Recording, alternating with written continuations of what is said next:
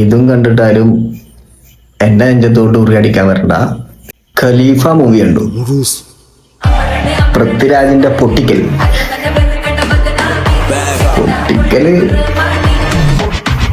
പൊട്ടിയോ? പൊട്ടിക്കാൻ പോവാ. ഒരു വൺ ടൈം വാച്ചബിൾ മൂവി. ഇതിൽ എനിക്ക് ഇഷ്ടപ്പെട്ട ആകെ രണ്ടേ ഒന്ന് ലാസ്റ്റ് ക്ലൈമാക്സിലുള്ള ലാലേട്ടന്റെ കാമിയോ. കാമിയോ സ്പോയിലറൊന്നല്ല, ടോട്ടലി എല്ലാവർക്കും അറിയുന്ന ഒരു കാര്യമാണ്. പിന്നെ ഒരു ഫൈറ്റ് സീക്വൻസ് ഉണ്ട്. അത് പൃഥ്വിരാജ് ചെയ്യുന്ന ഫൈറ്റ് അല്ല, വേറൊരു ആർട്ടിസ്റ്റ് ചെയ്യുന്നൊരു ഫൈറ്റ്. കിടിലം ഫൈറ്റ് സീക്വൻസ് ആണ്.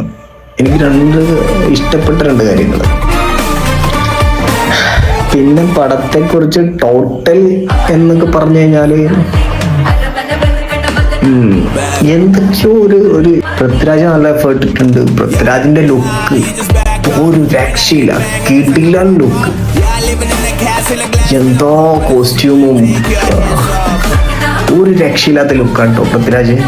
പൃഥ്വിരാജിന്റെ പെർഫോമൻസും കുഴപ്പമില്ല, പക്ഷെ അതിനനുസരിച്ചുള്ള ഒരു ഇമ്പാക്റ്റ് ഉണ്ടാവണില്ല മൂവിയിൽ.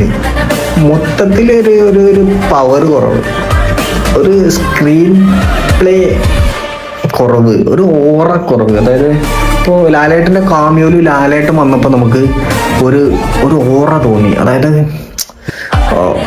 പവർ, അത് ആ ഒരു സാധനം ഉണ്ടല്ലോ, പുള്ളിനെ കൊണ്ട് ഇത് ചെയ്യാൻ പറ്റും. അതായത് നമുക്കൊരു പവർ, നമുക്ക് ഇങ്ങനെ നമുക്ക് തന്നെ ഒരു ഫീല് വരും.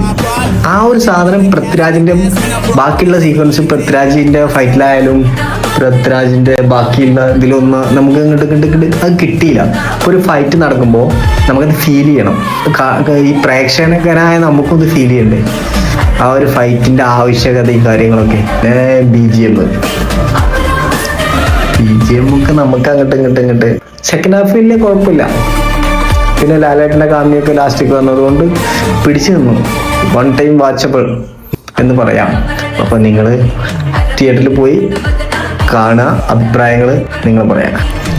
അപ്പൊ മച്ചാന്മാരെ, ഇത് ഞാൻ കണ്ട് എനിക്ക് തോന്നിയ അഭിപ്രായമാണ് ഞാൻ പറഞ്ഞത്. ഇനി ഇതും കണ്ടിട്ടാരും എൻ്റെ നെഞ്ചത്തോട്ട് ഉറിയടിക്കാൻ വരണ്ട.